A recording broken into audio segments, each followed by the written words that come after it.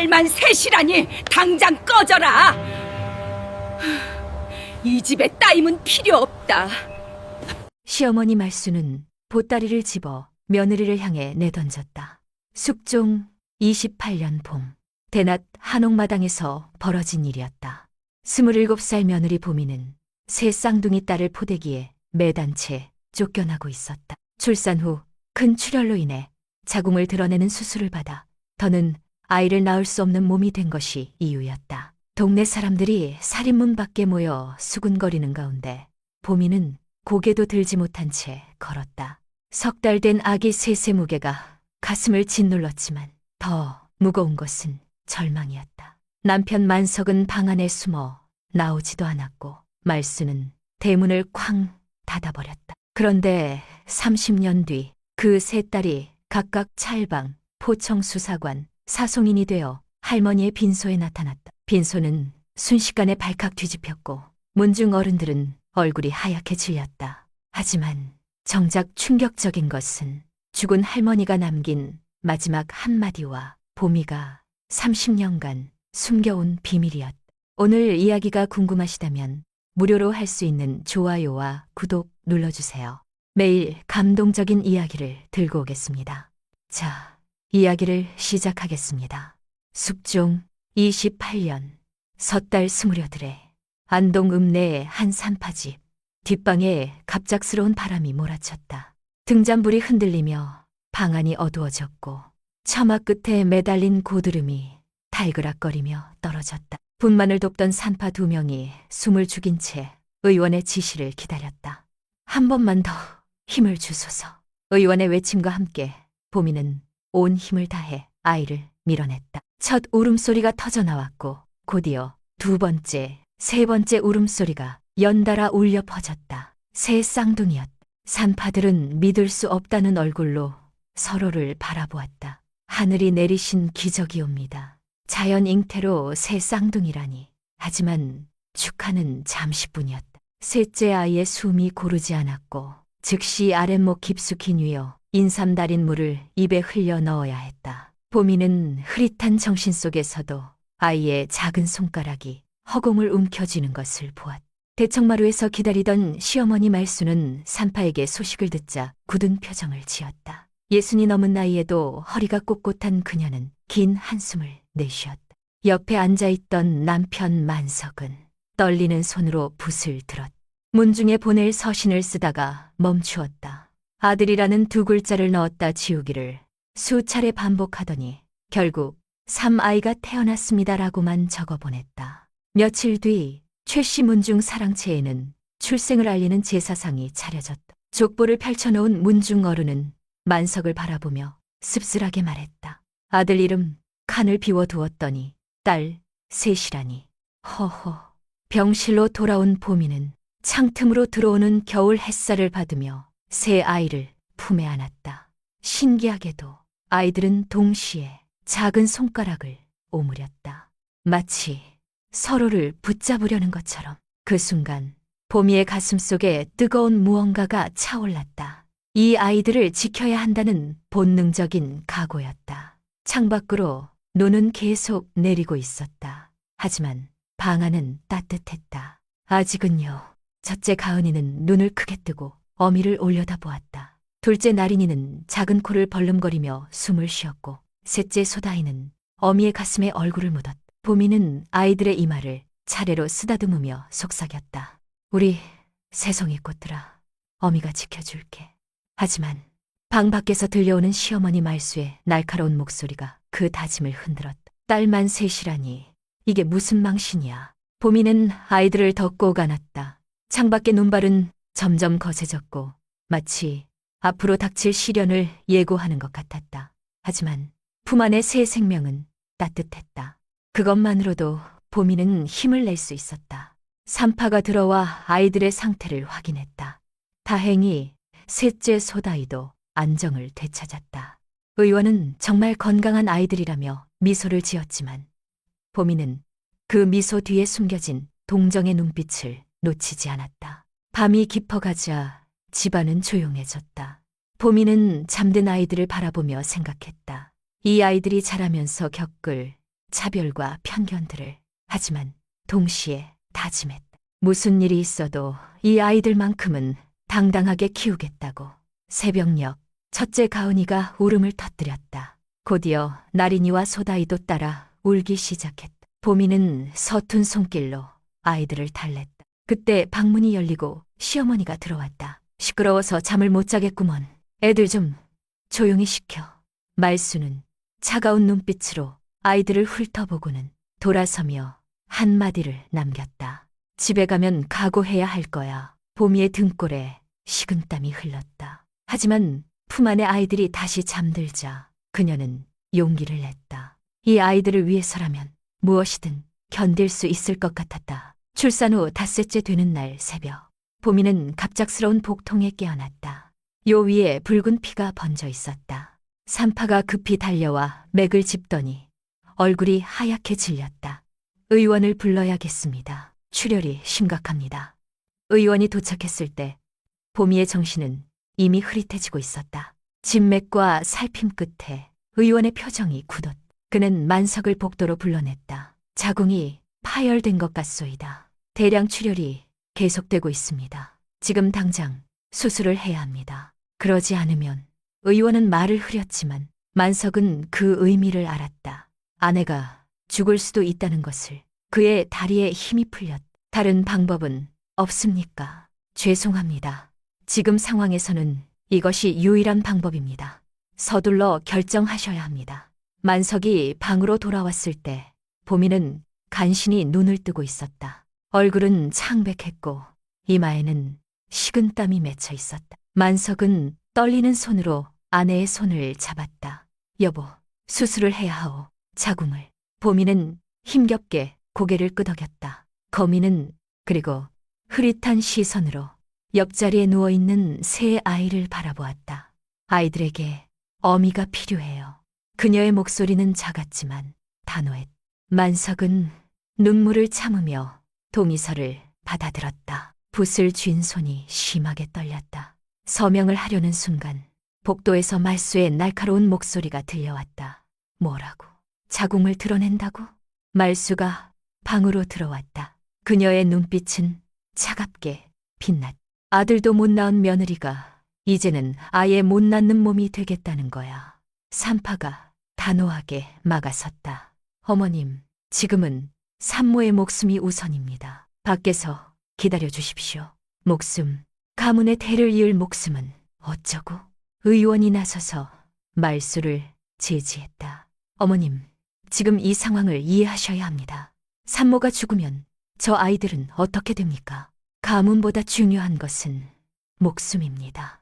말수는 입술을 깨물며 물러섰다.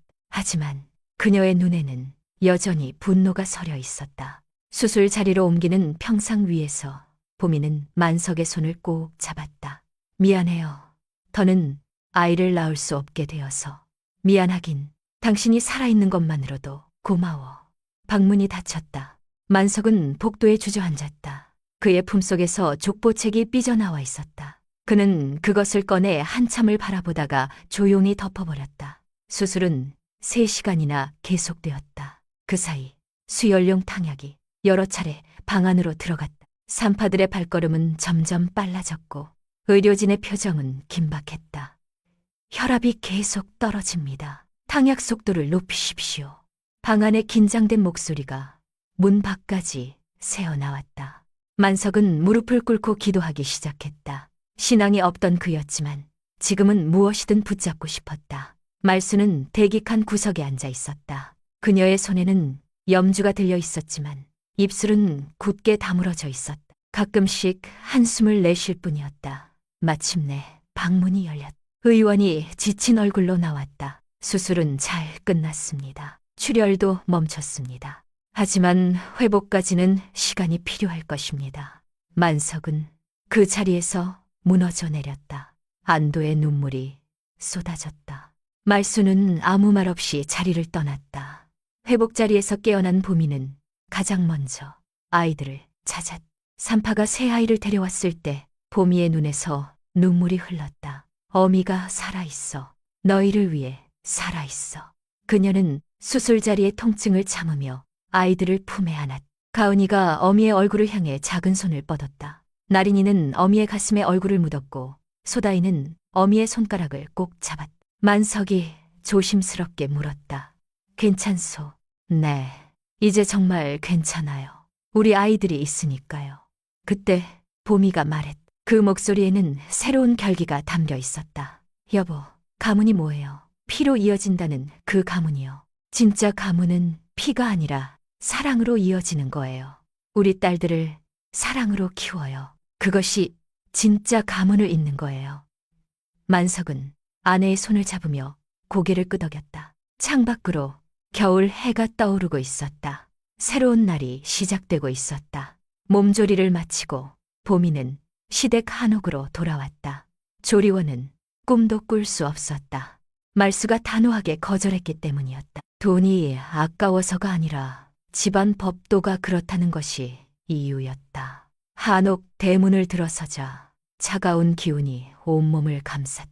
마당 한 구석에는 아직 치우지 않은 출생 제사상의 흔적이 남아 있었다. 보미는 수술 자리를 누르며 천천히 걸었다. 새 아이를 번갈아 안고 있던 만석이 걱정스럽게 말했다. 내가 다 들고 갈게. 보미가 대답하기도 전에 말수의 목소리가 들려왔다. 며느리 방은 저기야. 말수가 가리킨 곳은 본체가 아닌 헛간 옆 작은 방이었다. 벽에는 금이가 있었고 문풍지는 찢어져 있었다. 보미는 놀란 눈으로 시어머니를 바라봤지만 말수는 차갑게 말했다. 딸만 낳은 며느리가 본체에서 잘 수는 없지. 그날 저녁 보미가 애써 끓인 미역국은 상에 오르지도 못했다. 말수가 부엌에 들어와 솥째 들고 나가버렸기 때문이다. 산모가 먹을 자격이 있나. 아들도 못 낳은 주제에. 보미는 찬물에 밥을 말아 먹었다. 수술자리가 욱신거렸지만 아이들에게 젖을 먹여야 했다. 영양이 부족했는지 젖이 잘 나오지 않았다. 아이들은 배고파 울었고 그 울음소리는 밤새 이어졌다. 겨울밤의 한기가 방 안으로 스며들었다. 기와 지붕에서는 바람의 석가래가 달그락거리는 소리가 났다.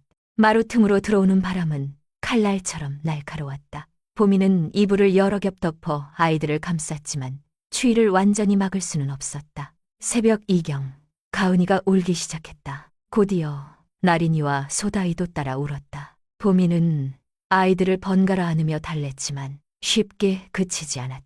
그때 본체에서 말수의 고함 소리가 들려왔다. 시끄러워서 잠을 못 자겠네. 애들 좀 조용히 시켜. 만석이 조심스럽게 작은 방으로 왔다. 그의 얼굴에는 피로와 걱정이 가득했다. 내가 관아의 말에서 휴직을. 안 돼요. 지금 당신 자리가 위태롭다고 했잖아요. 지금 쉬면 내쫓길 거예요. 보미의 말이 맞았다. 만석의 관직은 흉년으로 인해 조정에서 인력을 줄이고 있는 상황이었다. 게다가 문중에서도 압박이 들어오고 있었다. 가문의 체면이 떨어진다며 만석을 비난하는 목소리가 커지고 있었다. 며칠 뒤 장터에 나간 보미는 수군거리는 소리를 들었다. 최씨 집 며느리가 딸만 셋을 낳았대. 일부러 수술받아서 더 못 낳게 했다던데 팔자가 사나워서 그래. 집안 망하게 생겼어. 보미는 고개를 숙이고 빠르게 자리를 떴다. 하지만 소문은 이미 온 동네에 퍼져 있었다. 경로당에서도 절에서도 사람들은 그녀를 손가락질했다. 그런 와중에도 따뜻한 손길은 있었다. 옆집에 사는 순덕 할머니였다. 어느 날 밤 순덕은 몰래 작은 방으로 찾아왔다. 아기 어미야, 이거 받아. 순덕이 내민 것은 쑥과 두꺼운 이불이었다. 그리고 작은 보자기에는 미숫가루가 들어있었다. 애들 굶기면 안 돼. 어미가 잘 먹어야 젖도 나오지. 보미는 눈물을 참으며 고개를 숙였다. 순덕은 보미의 등을 토닥이며 말했다. 다 지나갈 거야. 힘내. 하지만 상황은 나아지지 않았다. 말수의 구박은 날로 심해졌고 만석은 관아와 집 사이에서 지쳐가고 있었다. 어느 날 밤 보미는 잠든 아이들을 바라보며 생각했다. 가은이의 귀 뒤를 쓰다듬으며 중얼거렸다. 여기가 정말 너희 집일까? 창밖에서는 찬바람이 불었다. 석가래 사이로 스며든 바람 소리가 마치 울음소리처럼 들렸다. 보미는 아이들을 더 꼭 안았다. 이곳은 집이 아니라 감옥 같았다. 하지만 아직은 떠날 수도 없었다. 만석이 새벽에 몰래 가져다 준 따뜻한 숭숭으로 아이들을 씻기며 보미는 다짐했다. 언젠가는 이곳을 떠나 아이들과 함께 행복하게 살겠다고. 그때까지만 버티자고. 하지만 그녀는 아직 몰랐다. 진짜 시련은 이제부터 시작이라는 것을. 숙종 29년 3월 보름, 문중 정기 모임이 열렸다. 최씨 문중회관에 모인 어르신들의 표정은 하나같이 굳어 있었다. 회장이 만석을 앞으로 불러냈다. 만석아, 자네 아직 젊지 않은가? 30이면 한창 나이야.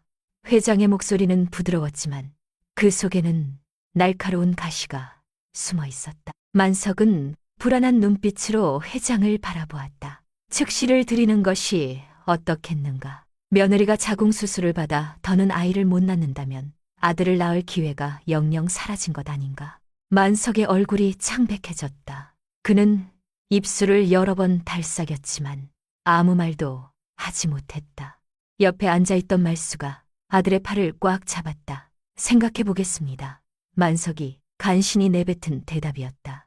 하지만 회장은 만족하지 않았다. 생각이 필요한가? 가문의 대가 끊길 판인데. 이틀 뒤 숙종 29년 3월 열일의 날 오후 한나절에 봄 햇살이 한옥마당을 비추고 있었다. 말수가 대청마루에 서서 보미를 불러냈다. 보미는 세 아이를 모두 앞으로 포대기에 메고 나왔다. 10달 된 아기 셋을 한꺼번에 안고 있으니 걸음이 힘겨웠다. 오늘로 끝이야. 말수의 목소리는 차가웠다. 그녀는 보미가 급하게 싸놓은 보따리를 들어 올렸다. 딸만 셋 낳고 더는 아이도 못 낳는 몸이 된 며느리는 필요 없어. 아들을 낳을 수 없다면 이 집에 있을 이유가 없지. 당장 나가거라.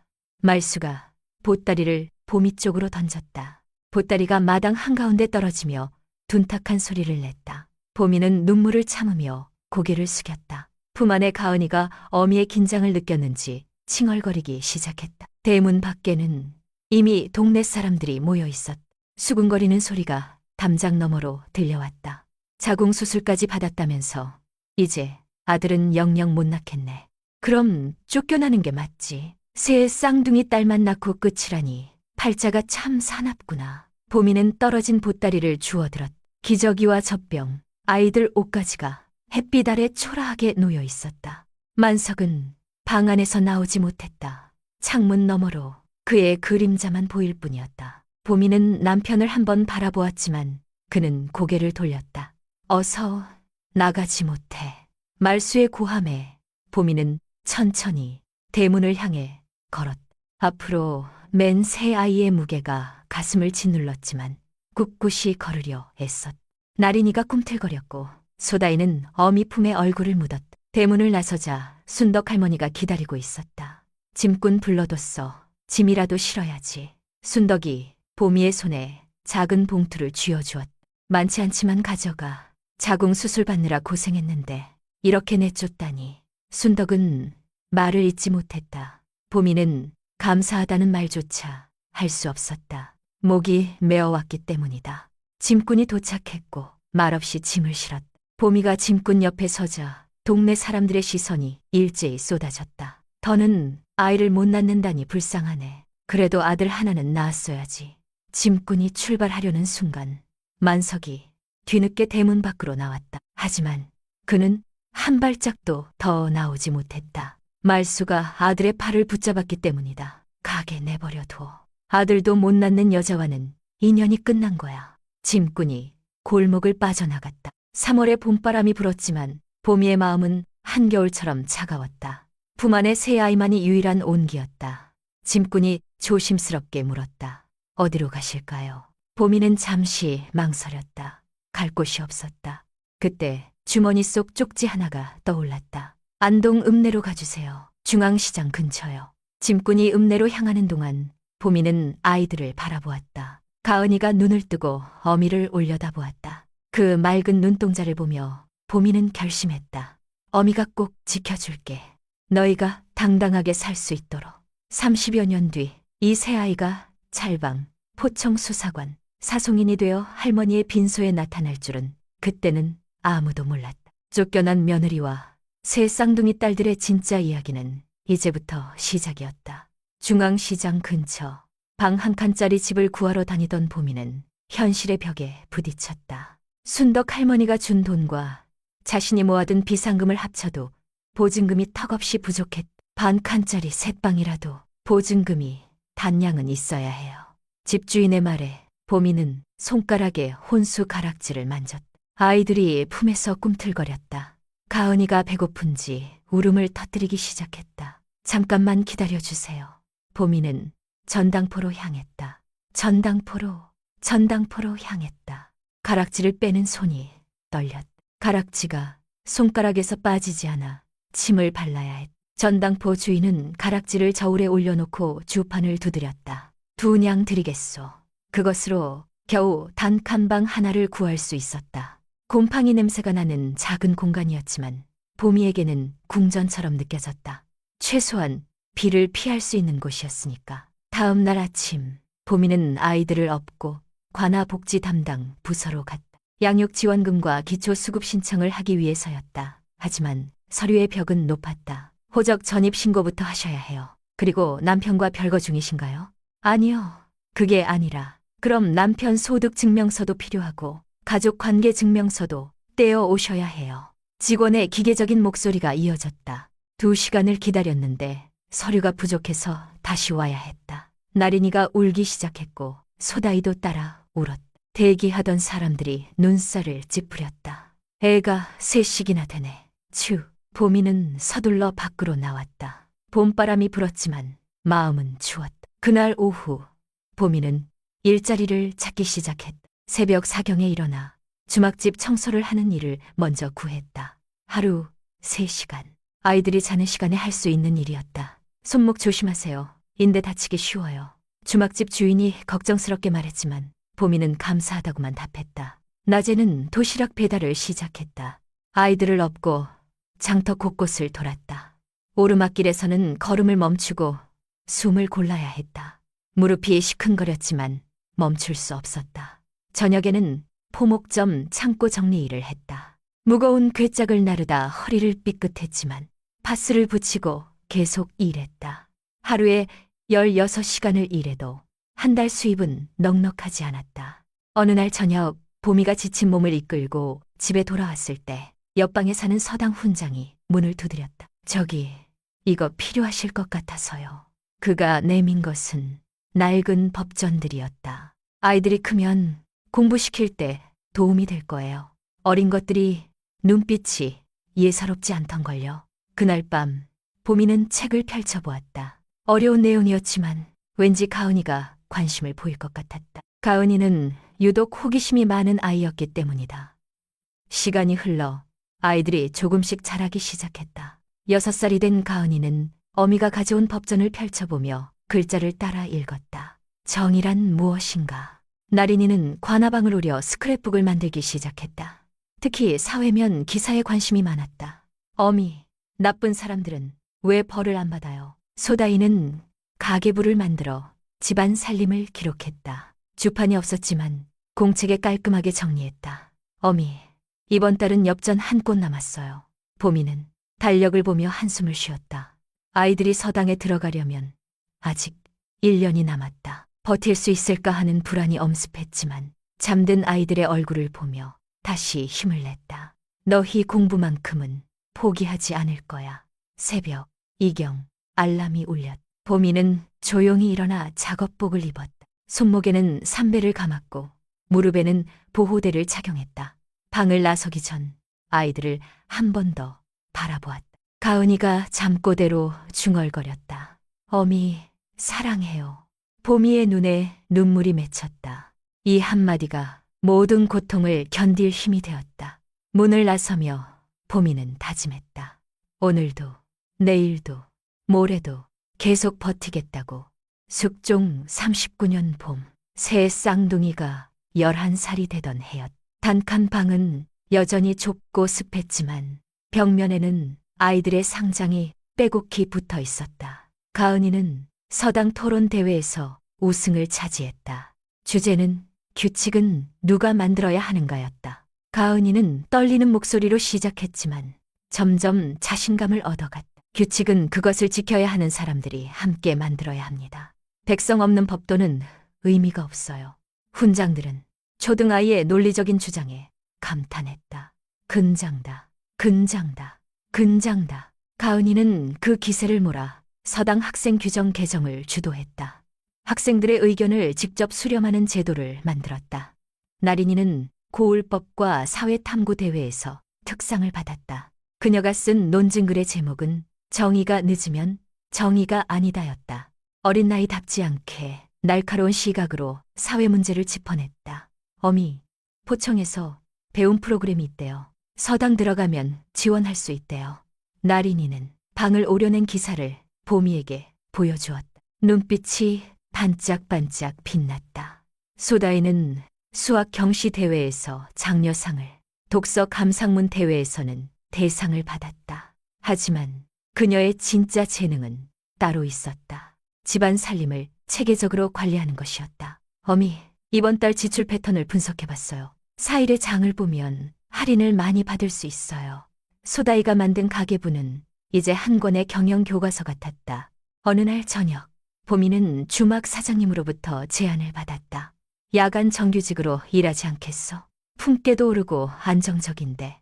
보미는 망설였다. 야간 근무는 아이들과 보낼 시간이 더 줄어든다는 의미였다. 그날 밤 세 딸과 가족 회의를 열었다. 어미가 밤에 일하면 너희들끼리 있어야 해. 괜찮겠어? 세 자매는 서로를 바라보며 고개를 끄덕였다. 가은이가 대표로 말했다. 어미, 우리가 알아서 할 수 있어요. 어미 등 밀어드릴게요. 보미는 딸들의 등에 떠밀려 정규직을 수락했다. 첫 월급날, 보미는 눈물을 흘렸다. 서당에서는 여전히 놀림이 있었다. 너희 아비는 왜 안 와? 딸만 셋이라서 버렸대지. 예전 같았으면 울었을 텐데. 가은이는 당당하게 맞받았다.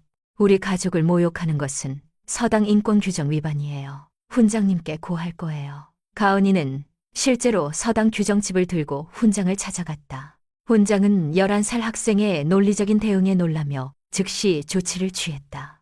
5월 어린이날, 보미는 아이들과 처음으로 나들이를 갔다. 안동 유원지였다.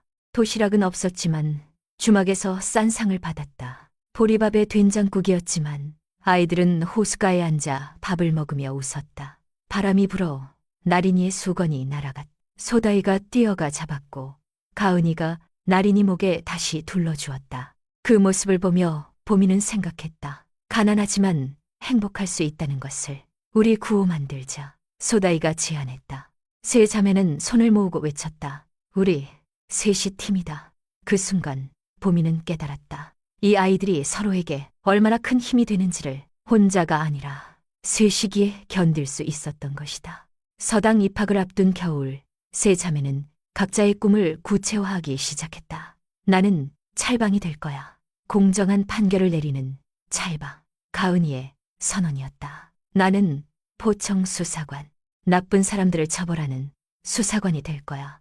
나린이가 주먹을 불끈 쥐었다. 나는 사송인이 되고 싶어. 그런데 먼저 회계사가 되어서 돈도 벌고 싶어. 소다이의 현실적인 계획에 모두가 웃었다. 보미는 딸들을 바라보며 미소를 지었다. 11년 전 한옥에서 쫓겨날 때는 상상도 못했던 일이었다. 새송이, 꽃이 각자의 색깔로 피어나고 있었다. 숙종 50년, 새 쌍둥이가 18살이 되던 해였. 서당을 마친 세 자매는 각자의 꿈을 향해 구체적인 발걸음을 내딛기 시작했다. 가은이는 관아 견습 프로그램에 참가했다. 안동 고을 관아의 웅장한 건물 앞에 섰을 때 가슴이 뛰기 시작했다. 법정 안으로 들어서자 엄숙한 분위기가 온몸을 감쌌다. 견습을 안내한 여성 부장 관아, 관리가 가은이에게 다가왔다. 머리에 백발이 섞였지만 눈빛은 날카로웠다. 법조인을 꿈꾸는구나. 네, 찰방이 되고 싶어요. 부장 관리는 잠시 가은이를 바라보다가 조용히 말했다. 정의는 직업일 때 오래 가는 법이란다. 감정이 아닌 직업 윤리로 접근해야 해. 그래야 지치지 않고 계속할 수 있어. 그 말은 가은이의 가슴에 깊이 새겨졌다. 나린이는 포청 진로 체험에 참여했다. 수사부서와 공판부서를 거쳐 피해자 지원실에 도착했을 때 나린이의 발걸음이 멈추었다. 한 할머니가 울면서 수사관에게 하소연하고 있었다. 우리 손자가 동네 불량배한테 맞았는데 아무도 도와주지 않아요.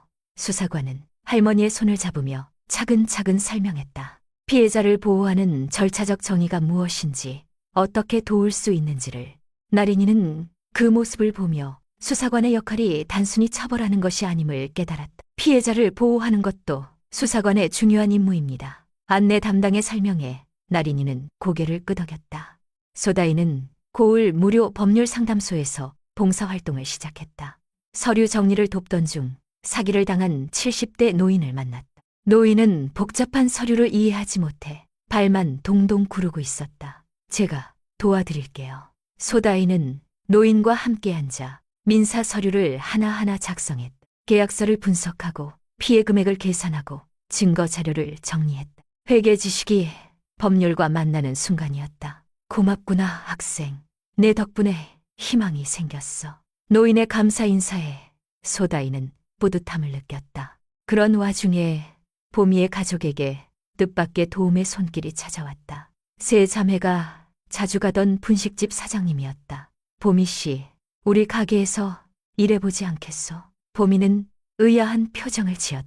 사장님이 설명을 이어갔다. 품건은 그대로인데 매달 추가로 장학금처럼 드릴게요. 대신 조건이 하나 있어요. 무슨 조건인가요? 나중에 아이들이 성공하면 다른 어려운 사람들에게 똑같이 갚아주세요. 저도 예전에 도움을 받았거든요. 보미의 눈에 눈물이 맺혔다. 세상에는 아직 따뜻한 사람들이 있었다. 과거 시험을 준비하며 세 자매는 더욱 치열하게 공부했다. 가은이는 모의 재판 모임을 만들어 증거 능력 실습을 했다. 나린이는 포청 인턴십 프로그램에 지원서를 냈다.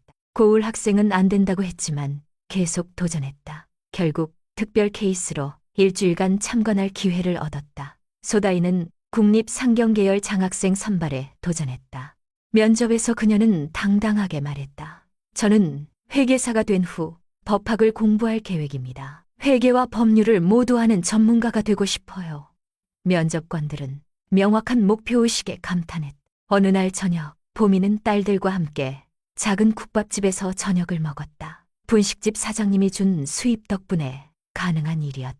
어미, 우리가 꼭 성공할게요.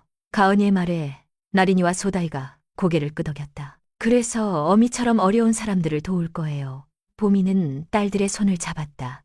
거칠어진 자신의 손과 달리 딸들의 손은 붓을 잡느라 굳은 살만 박여 있었다. 그것이 자랑스러웠다. 시험이 끝났다. 세 자매는 각자의 길을 향해 본격적인 도전을 시작했다. 소다이가 가장 먼저 합격 소식을 들었다. 국립상경계열 전액 장학생으로 선발된 것이었다. 합격 통지서를 받아든 소다이의 손이 떨렸다. 어미, 됐어요. 학비 걱정 안 해도 돼요. 보미는 딸을 꼭 안았다. 18년간의 고생이 보상받는 순간이었다. 가은이와 나린이는 법학 공부를 목표로 각자의 공부를 이어갔다. 두 사람 모두 국가 장학금과 근로 장학금으로 학비를 해결했다. 소다이가 만든 장부에는 장학금 종류와 신청 일정이 빼곡히 정리되어 있었다. 공부를 이어가는 세 자매의 열정은 더욱 뜨거워졌다. 가은이는 법학 공부 후 가정폭력 피해자를 돕는 공익 모임에 참여했다. 보호명령 신청서를 작성하는 실무를 보조하며 현장 경험을 쌓았다. 어느 날 멍든 얼굴로 찾아온 젊은 어미를 만났다. 관아에서 보호명령을 내려주실까요? 증거를 잘 정리하면 가능해요. 제가 도와드릴게요. 가은이는 밤새 서류를 정리했다. 의료 기록, 사진, 증언을 체계적으로 분류했다. 며칠 후 보호명령이 발부되었고 그 어미는 눈물을 흘리며 감사 인사를 전했다.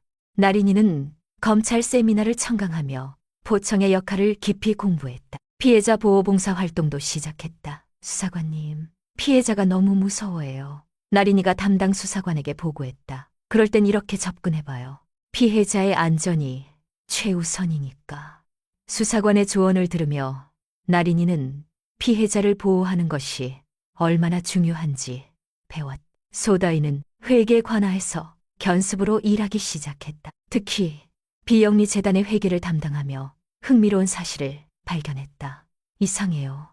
이 재단의 지출 내역이 불투명해요. 소다이는 상사에게 보고했지만 상사는 고개를 저었다. 너무 깊이 파고들지 마.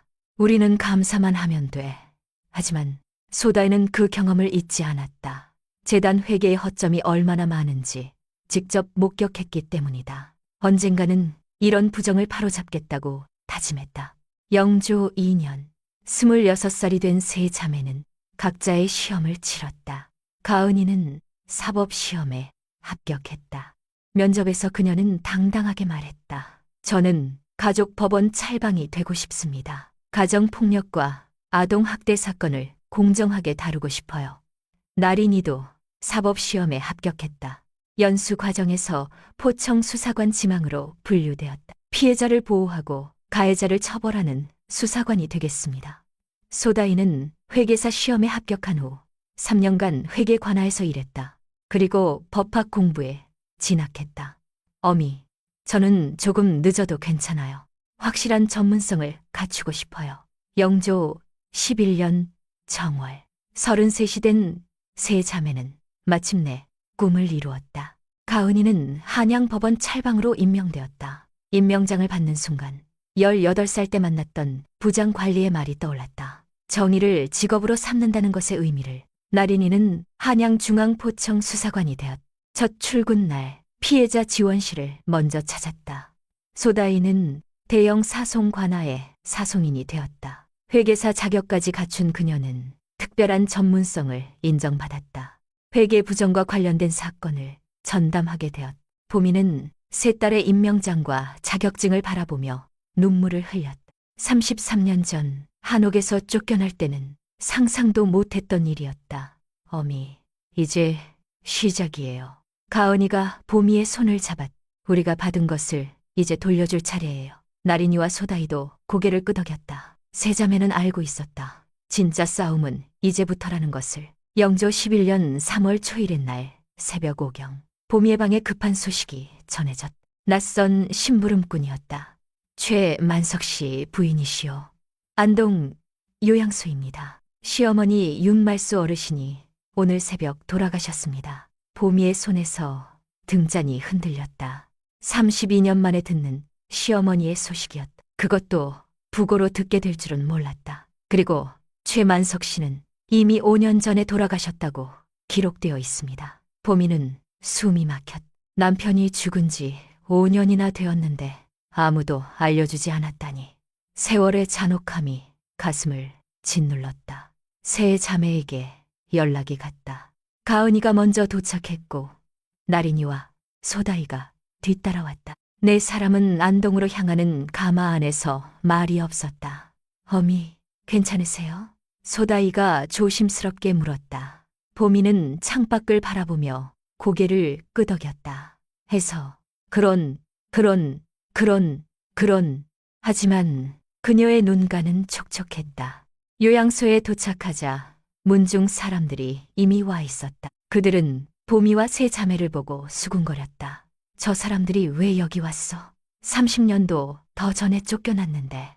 병실로 들어가자 말수의 시신이 놓여 있었다. 90 가까운 나이로 세상을 떠난 그녀의 얼굴은 평온해 보였다. 보미는 시어머니의 손을 잡고 조용히 인사했다. 어머니, 이제 편히 쉬세요. 그때 간호사가 작은 상자를 건넸다. 어르신이 돌아가시기 전에 이걸 며느리에게 전해달라고 하셨어요. 상자를 열자 낡은 종이 한 장이 들어있었다. 떨리는 손으로 펼쳐보니 말수의 필적이었다. 글씨는 흐릿했지만 읽을 수 있었다. 내가 억울하다. 갑자 섣달 보름, 윤말수. 날짜와 서명만 있을 뿐 무엇이 억울한지는 적혀있지 않았다. 보미와 세 자매는 서로를 바라보았다. 이게 무슨 의미일까요? 빈소로 이동했다. 문중 회장이 나타나 차가운 목소리로 말했다. 장례는 간소하게 치를 것입니다. 가족이 아닌 사람들은 참석하지 마시오. 저희도 가족입니다. 가은이가 당당하게 말했다. 문중 회장은 고웃음을 쳤다. 30년 전에 쫓겨난 사람들이 무슨 가족이요? 하지만 세 자매는 물러서지 않았다. 한복을 갖춰 입고 정장을 차려입은 그들은 조용히 빈소로 들어갔다. 차가운 시선과 수군거림 속에서도 묵묵히 조문객을 맞았다. 빈소에서 뜻밖의 사람을 만났다. 순덕 할머니였다. 이제 90이 넘은 나이였지만 여전히 정정했다. 너희들이 이렇게 컸구나. 찰방, 수사관, 사송인이 됐다면서. 순덕은 세 자매를 번갈아 안아주었다. 그리고 보미에게 속삭였다. 말수가 마지막까지 너희들 이름을 불렀어. 특히 손녀들 얘기를 많이 했지. 보미는 놀란 눈으로 순덕을 바라보았다. 정말이에요. 치매가 와서 그런지 자꾸 옛날 얘기를 하더라고. 손녀들한테 미안하다고, 용서해달라고. 그 순간 나린이가 무언가를 발견했다. 빈소 한쪽에 놓인 말수의 유품 상자였다. 그 안에는 오래된 그림들이 있었다. 놀랍게도 세 자매의 어린 시절 초상화도 있었다. 이게 어떻게? 소다이가 초상화를 들어 올렸다. 뒷면에는 말수의 글씨로 날짜가 적혀 있었다. 쫓아낸 후에도 손녀들의 초상화를 간직하고 있었던 것이다. 문중 사람들이 다가왔다. 그 상자는 우리가 관리할 것입니다. 내려놓으시오. 잠깐만요. 가은이가 상자를 꼭 잡았다. 그때 상자 바닥에서 또 다른 메모가 발견되었다. 재산, 문중이, 빼앗아. 메모는 거기서 끊겨 있었다. 세 자매는 서로를 바라보았다. 할머니가 억울하다고 한 이유가 이것이었을까요? 무엇이 억울했을까? 나린이의 질문에 아무도 대답하지 못했다. 하지만 분명한 것은 말수가 마지막까지 무언가를 전하려 했다는 것이었다. 장례식 내내 문중은 봄이 가족을 경계했다. 마치 무언가를 숨기려는 것처럼 보였다. 세 자매는 조용히 관찰하며 정보를 수집했다. 마지막 날 발인을 앞두고 가은이가 말했다. 할머니의 억울함을 풀어드려야 해요. 나린이와 소다이가 고개를 끄덕였다. 봄이도 동의했다. 이제 분노가 아닌 진실을 찾고 싶었다. 장례가 끝난 다음 날 문중은 재산 정리를 서둘렀다. 고을방에 공고가 실렸다. 전답, 한옥, 임야, 그리고 계열 사업 지분까지 모든 재산이 문중 명의로 넘어간다는 내용이었다. 나린이는 포청 공개 자료를 살펴보다가 이상한 점을 발견했다. 말수의 재산 중 상당 부분이 이미 몇 년 전부터 특정 계좌로 옮겨지고 있었다. 그리고 한옥과 전답은 시가보다 훨씬 싼 값에 매매 계약이 되어 있었다. 뭔가 수상해요. 나린이는 즉시 상급자에게 보고했다. 하지만 자신이 직접 수사할 수는 없었다. 가족 사건이었으니까 다청으로 이첩하겠습니다. 배임과 사기 혐의가 있는 것 같습니다. 나린이는 수사 신고만 하고 한 발 물러섰다. 직접 관여하면 안 된다는 것을 알고 있었다. 한편 소다이는 사송인 자격과 회계사 경력을 활용해 재산 흐름을 추적했다. 등기 부등본, 법인 등기, 세금 자료를 하나하나 분석했다. 그 결과 놀라운 사실을 발견했다. 이게 말이 돼요? 할머니 명의 재산이 5년 전부터 조금씩 빠져나갔어요. 소다이가 만든 도표를 보니 명백한 패턴이 있었다. 만석이 죽은 직후부터 재산이 문중 관련 인물들에게 넘어가기 시작한 것이었다. 그것도 시가의 10분의 1 가격으로. 가은이는 찰방으로서 이 사건에 직접 관여할 수 없었다. 만약 관련 재판이 열리면 회피해야 했다. 대신 그녀는 법학 세미나에서 일반론적인 강연을 했다. 가족 사건에서 이해 충돌이 발생할 때 법조인의 윤리적 대응, 자신의 사건은 전혀 언급하지 않았지만 원칙을 분명히 했다. 그러던 중 압박이 시작되었다. 먼저 익명의 고발장이 날아왔다. 세 자매가 할머니의 재산을 노리고 있다는 내용이었다. 명예훼손으로 고소하겠다는 협박도 이어졌다. 보미의 직장에도 이상한 민원이 들어왔다. 어느 날 밤 보미가 퇴근하는 길에 검은 갓을 쓴 사내들이 계속 따라왔다. 보미는 불안한 마음에 걸음을 빨리 했다. 다행히 포청 앞에서 사내들은 사라졌다. 다음 날 아침 소다이의 가마에 흠집이 나 있었다. 목책부터 뒷면까지 길게 그어진 흔적이었다. 우연일까요? 소다이의 질문에 아무도 대답하지 못했다. 문중의 압박은 더욱 거세졌다. 지역 유지들을 동원해 세 자매의 평판을 깎아내리려 했다. 심지어 법 내부에서도 소문이 돌기 시작했다. 최 씨 집안 며느리와 딸들이 재산 싸움을 한다더라. 30년 만에 나타나서 돈 냄새를 맡은 거 아니야? 하지만 세 자매는 흔들리지 않았다. 나린이는 포청 공보 담당관을 통해 공식적으로 입장을 밝혔다. 저는 이 사건에 직접 관여하지 않습니다. 다만 백성으로서 신고했을 뿐입니다. 소다이는 피해자 대리인 자격으로만 활동했다. 사실 확인 범위 내에서만 브리핑을 했다. 저희는 할머니의 억울함을 밝히려는 것뿐입니다. 재산이 목적이 아닙니다. 가은이는 모든 관련 사건에서 회피 신청을 미리 해두었다. 그런데 결정적인 순간에 핵심 증인이 말을 바꾸었다. 말수의 옛 집사 박 씨였다. 저는 아무것도 모릅니다. 어르신이 자발적으로 재산을 넘기신 거예요. 박 씨의 얼굴은 창백했고 손이 떨리고 있었다. 누가 봐도 거짓말을 하는 것이 분명했지만 증명할 방법이 없었다. 공증 관하에서도 나쁜 소식이 왔다. 죄송합니다. 화재로 인해 갑자, 연도 서류가 모두 소실되었어요. 일주일 전이라면 바로 세 자매가 조사를 시작한 직후였다. 그날 밤 보미는 딸들에게 말했다. 그만하자. 더는 너희들이 다치는 걸 보고 싶지 않아. 가은이도 처음으로 흔들렸다. 법조인으로서의 체면과 가족을 지켜야 한다는 마음 사이에서 갈등했다. 세 자매와 보미는 막막한 현실 앞에 섰다. 모든 증거가 사라지고 증인마저 등을 돌린 상황이었다. 절망이 그들을 짓눌렀다. 밖에서는 비가 내리기 시작했다. 망망 창문을 두드리는 빗소리가 마치 눈물소리 같았다. 할머니, 죄송해요. 저희가 무능해서. 나린이가 중얼거렸다. 그 순간 네 사람 모두 같은 생각을 하고 있었다. 이대로 포기해야 하는 걸까? 절망의 밤은 깊어만 갔다. 하지만 그들은 아직 몰랐다. 새벽은 가장 어두운 밤 끝에 온다는 것을. 영조 11년 3월 20이틀 밤 이경에 보미의 집 문을 두드리는 소리가 났다. 이런 늦은 시간에 찾아올 사람이 누구일까? 문을 열자 순덕 할머니가 서 있었다. 그녀의 손에는 낡은 양철 상자가 들려 있었다. 빨리 들어가자. 누가 볼까봐. 순덕의 목소리는 긴박했다. 방 안에 앉자 그녀는 상자를 보미에게 건넸다. 이걸 왜 이제야 주냐고 물을 거야. 나도 겁났어. 하지만 더는 못 참겠더라고. 보미가 상자를 열자 세 자매도 다가왔다. 안에는 여러 개의 봉투가 들어있었다. 첫 번째 봉투를 열자 손편지 묶음이 나왔다. 말수의 글씨였다.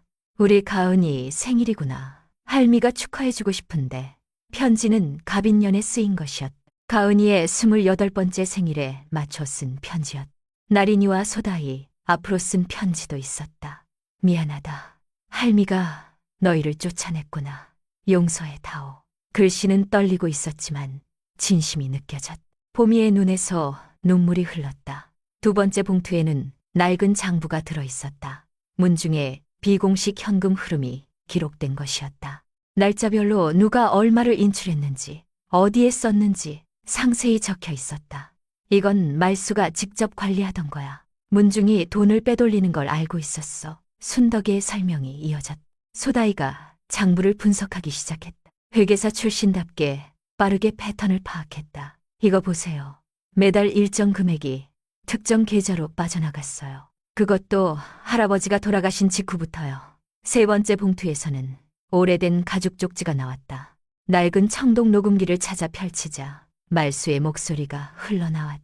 아니, 정확히는 말수가 직접 쓴 육성 고백서였다.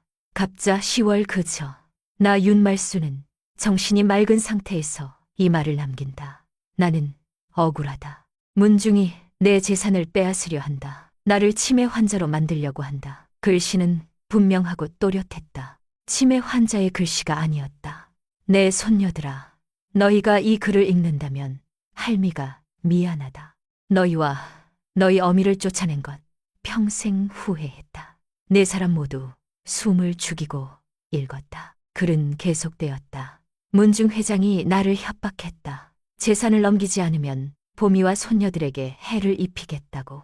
그래서 어쩔 수 없이 그 순간 글이 끊겼다. 하지만 충분했다. 이것은 결정적인 증거였다. 순덕이 말을 이었다. 말수가 요양원에 가기 전에 나한테 맡겼어.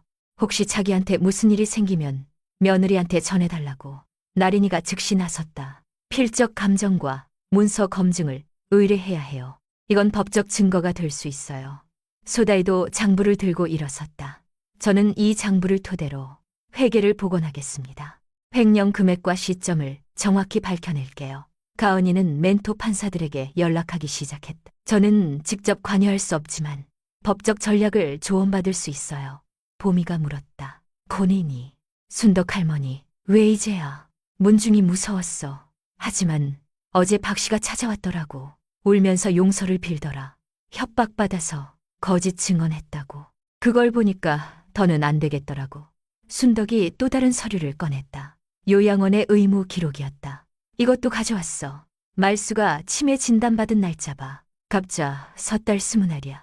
그런데 재산 이전 서류는 10월에 작성됐지. 치매가 오기 전이라는 거야. 소다이가 서류를 확인하며 말했다. 이제 타임라인이 명확해졌어요. 할머니는 치매가 오기 전에 협박받아서 재산을 넘긴 거예요. 나린이가 덧붙였다. 그리고 관악 거래 내역도 영장으로 복구할 수 있어요.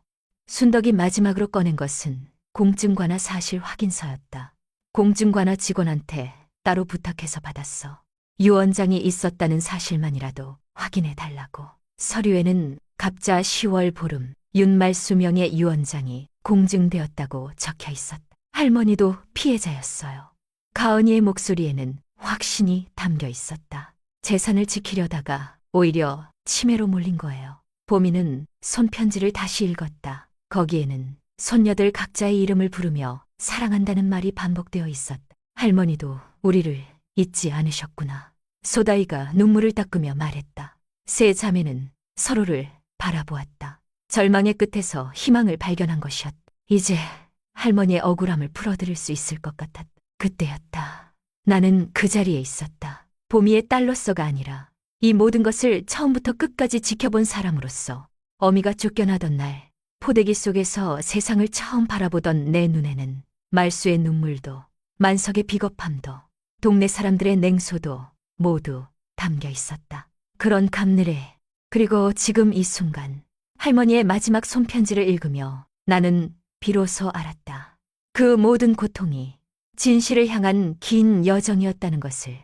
영조 11년 3월 25세 세 자매는 각자의 전문성을 살려 체계적인 대응을 시작했다. 증거를 확보한 지 나흘 만에 모든 준비가 완료되었다. 나린이는 포청에서 신고 절차를 밟았다. 자신이 직접 수사할 수 없었기에 타청 특별수사팀에 사건을 이첩했다. 배임, 사문서 위조, 강요 혐의가 명백합니다. 증거 자료를 모두 제출하겠습니다. 담당 수사관은 자료를 검토하며 고개를 끄덕였다. 손편지 필적 감정 결과, 장부 회계 분석, 육성 고백서 검증 보고서가 완벽하게 준비되어 있었다. 관화 거래 내역, 영장도 신청하겠습니다. 국세 자료와도 협조할 예정이에요. 특별수사팀이 본격적으로 움직이기 시작했다. 문중 관계자들의 재산이 압수수색되었고 숨겨진 자금 흐름이 드러나기 시작했다. 소다이는 민사소송을 준비했다. 상속 재산분할 청구, 부당이득 반환 청구, 유언장 확인의 소를 동시에 제기했다. 할머니가 협박받아 작성한 서류는 무효입니다. 그리고 부당하게 이전된 재산은 반환되어야 해요. 소다이는 피해자 대리인 자격으로 법원에 서류를 제출했다. 그녀가 만든 회계 복원 자료는 150페이지에 달했다. 10년간의 자금 흐름이 일목요연하게 정리되어 있었다. 피해자 연대도 조직했다. 문중의 피해를 입은 다른 친척들도 있었다. 놀랍게도 여러 명의 친척들이 증언하겠다고 나섰다. 그동안 문중의 횡포에 침묵했던 사람들이 용기를 낸 것이었다. 가은이는 관련 재판에서 모두 회피 신청을 했다. 대신 법학 세미나에서 일반론적인 강연을 이어갔다. 법은 약자를 보호해야 합니다. 가문이라는 이름으로 행해지는 부당함을 막아야 해요. 세미나에 참석한 법조인들은 깊이 공감했다. 증거 체인이 완벽하게 구축되었다. 손편지는 필적 감정을 통해 진본으로 확인되었고 장부는 회계 복원으로 횡령 사실을 입증했다. 육성 고백서는 문서 검증으로 말수의 필체임이 증명되었고 요양원 기록은 치매 진단 시점을 명확히 했다. 관화 거래 내역은 영장을 통해 확보되었고 세금 자료와 대조하여 탈세 정황까지 드러났다. 여론도 변하기 시작했다. 고을에서 사실관계가 알려지기 시작했다. 윤말수 씨는 치매 진단 전에 재산을 이전했다. 협박 정황이 포착되었다. 어느 날 박 씨가 포청에 자진 출석했다. 저도 협박받았습니다. 가족을 해치겠다고 위협했어요. 이제 진실을 말하겠습니다. 박 씨의 증언으로 퍼즐의 마지막 조각이 맞춰졌다. 문중이 조직적으로 말수를 압박하고 재산을 빼돌린 정황이 명백해졌다. 소다이가 만든 피해자 연대에는 20명이 넘는 친척들이 참여했다. 그들도 문중에게 당했던 피해를 증언하기 시작했다.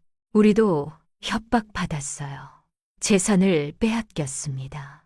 이제야 말할 용기가 생겼어요. 영조 11년 6월 보름, 한양중앙법원 대법정에 사람들이 가득 들어찼다. 형사재판과 민사재판이 동시에 진행되는 특별한 날이었다. 고을 유지들의 관심도 뜨거웠다. 형사재판이 먼저 시작되었다. 피고인석에는 문중 회장을 비롯한 5명이 앉아 있었다. 그들의 얼굴은 창백했다. 수사관이 일어나 기소 내용을 읽었다. 피고인들은 공모하여 피해자 윤말수 씨를 협박하고 재산을 불법적으로 이전시켰습니다. 피고 측 사송인이 반박했다. 윤말수 씨는 치매 환자였습니다. 따라서 그녀의 유언이나 증언은 신빙성이 없습니다. 그때 수사관이 증거를 제시했다. 요양원의 의무 기록이었다.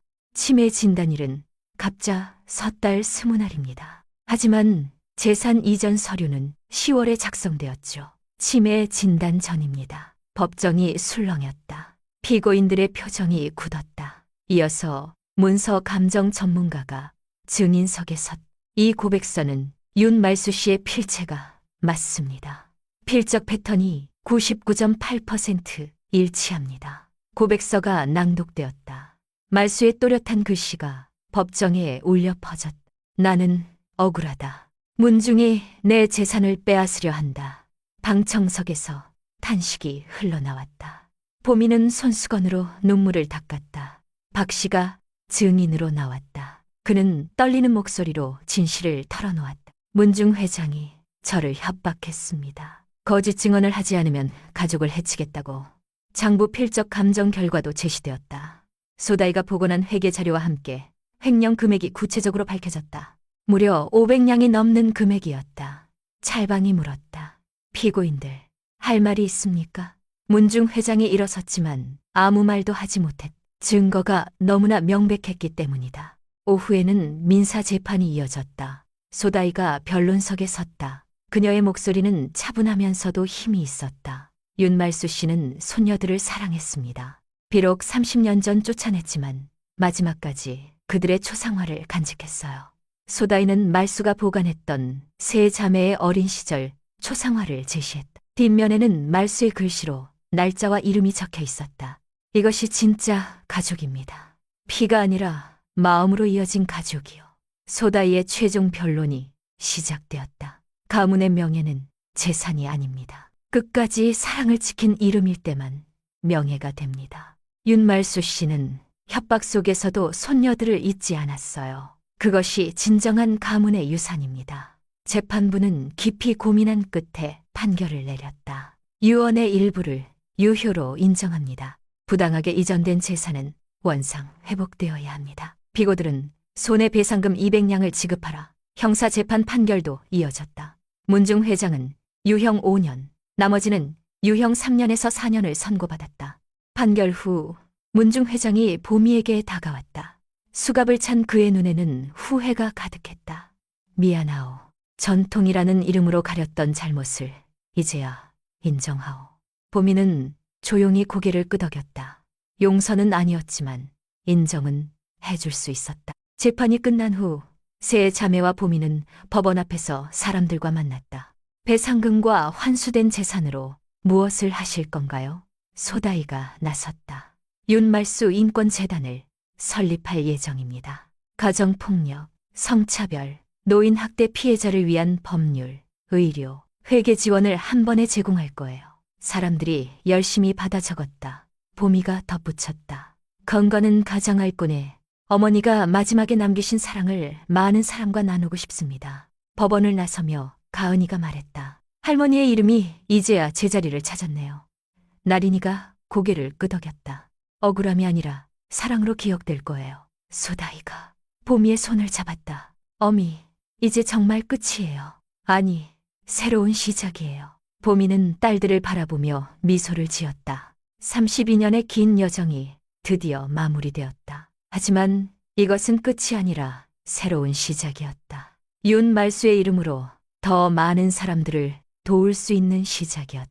영조 12년 3월 초일의 날, 비가 부슬부슬 내리는 봄날이었다. 윤말수가 세상을 떠난 지 정확히 1년이 되는 날이었다. 안동 읍내 중심가에 새로 지어진 5층 건물 앞에 사람들이 모여들었다. 건물 입구에는 검은 리본이 달린 현판이 걸렸다. 윤말수 인권재단이라는 글씨가 선명하게 새겨져 있었다. 보미가 현판을 바라보며 깊게 숨을 들이쉬었다. 시어머니의 이름이 이런 방식으로 영원히 남게 될 줄은 상상도 못했다. 개관식이 시작되었다. 첫 번째 장학증서 수여자는 17살 여학생이었다. 그녀는 딸이라 겪은 차별이라는 주제로 글을 써서 대상을 받았다. 저희 할머니도 저를 차별했어요. 하지만 이 재단을 알게 되어 희망을 얻었습니다. 보미가 직접 상을 걸어주었다. 소녀의 눈에 눈물이 맺혔다. 보미는 소녀를 안아주며 속삭였다. 너는 소중한 사람이야. 딸이라서가 아니라 네가 너라서 소중해. 재단 건물 3층에는 특별한 공간이 마련되었다. 옛 한옥을 재현한 전시관이었다. 성찰의 역사관이라는 이름으로 개방되었다. 왜곡이나 미화 없이 있었던 일을 그대로 보여주는 공간이었다. 전시관 입구에는 말수의 손편지 일부가 액자에 담겨 있었다. 미안하다. 할미가 너희를 쫓아냈구나. 용서해다오. 관람객들은 숙연한 표정으로 전시물을 둘러보았다. 가부장제의 폐해와 화해의 과정이 생생하게 담겨 있었다. 1층 상담실에서는 이미 업무가 시작되었다. 가정폭력 피해자, 차별받는 여성들, 학대받는 노인들이 찾아왔다. 사송인, 회계사, 상담사가 한 팀이 되어 원스톱 서비스를 제공했다. 가은이는 재단 이사로서 법률 자문을 맡았다. 찰방 업무의 시간을 쪼개 봉사했다. 정의는 법정에서만 실현되는 게 아니에요. 일상에서도 실현되어야 합니다. 나린이는 피해자 지원 프로그램을 총괄했다. 가해자 처벌도 중요하지만 피해자 회복이 더 중요해요. 소다이는 재단의 재정을 투명하게 관리했다. 모든 수입과 지출을 게시판에 공개했다. 할머니가 당하신 일이 반복되지 않도록 투명한 운영을 약속합니다. 개관식이 끝나고 네 사람은 말수의 묘소로 향했다. 비는 그쳤고 햇살이 구름 사이로 비치기 시작했다. 묘비 앞에는 이미 매화나무가 심어져 있었다. 작은 꽃봉오리가 맺혀 있었다. 보미가 준비해온 상자를 땅에 묻었다. 타임 캡슐이었다. 그 안에는 말수의 손편지 일부와 세 자매의 편지가 들어있었다. 가은이가 쓴 편지를 읽었다. 할머니, 이제 알아요. 할머니도 시대의 피해자였다는 것을. 용서하고 사랑합니다. 나린이도 편지를 꺼냈다. 할머니의 억울함을 풀어드렸어요. 이제 편히 쉬세요. 소다이가 마지막으로 읽었다. 할머니 이름으로 많은 사람을 도울게요. 사랑을 나누는 이름이 될 거예요. 타임 캡슐을 묻고 나자 멀리서 발소리가 들렸다. 순덕 할머니였다. 이제 90이 넘은 나이의 그녀가 지팡이를 짚고 걸어왔다. 이제 진짜 대가 이어진 거야. 피가 아니라 사랑으로 말이야. 순덕이 매화나무를 쓰다듬으며 말했다. 말수도 저 하늘에서 기뻐할 거야. 해가 완전히 나왔다. 매화나무에 맺힌 물방울이 햇빛에 반짝였다. 마치 눈물처럼, 그리고 희망처럼. 재단으로 돌아오는 길에 나린이가 말했다. 누군가의 억울함은 누군가의 정의로 씻긴다. 가은이가 덧붙였다. 그리고 그 정의는 또 다른 사랑이 되어 이어진다. 소다이가 보미의 팔짱을 꼈다. 어미, 우리가 해냈어요. 33년 전 한옥에서 쫓겨날 때 품에 안고 있던 새 아기가 이제는 세상을 바꾸는 사람이 되었다. 재단 건물로 들어서는 순간 또 다른 피해자 가족이 도움을 청하러 왔다. 보미가 따뜻하게 맞이했다. 어서 오세요. 여기는 당신을 도울 수 있는 곳입니다. 윤말수 인권재단의 문은 활짝 열려 있었다. 봄바람이 불어와 희망을 실어 나르는 것 같았다. 억울함이 사랑으로, 아픔이 치유로 바뀌는 공간이 된 것이었다. 여러분, 오늘 이야기 어떠셨나요? 세상이 아무리 변해도 가족의 소중함은 변하지 않습니다. 윤말수 할머니는 시대의 굴레에 갇혀 며느리와 손녀들을 쫓아냈지만 마지막까지 그들을 잊지 못했습니다. 그리고 새손녀는 할머니를 원망하는 대신 그 시대를 살아야 했던 할머니의 아픔을 이해하고 용서했습니다. 우리 모두는 완벽하지 않습니다. 살면서 후회되는 선택도 하고 상처 주는 말도 하게 됩니다. 하지만 중요한 것은 사랑하는 마음입니다. 비록 표현은 서툴렀지만 할머니의 마음속에는 항상 가족이 있었던 것처럼 말입니다. 인생의 황혼기에 계신 여러분, 아직 늦지 않았습니다.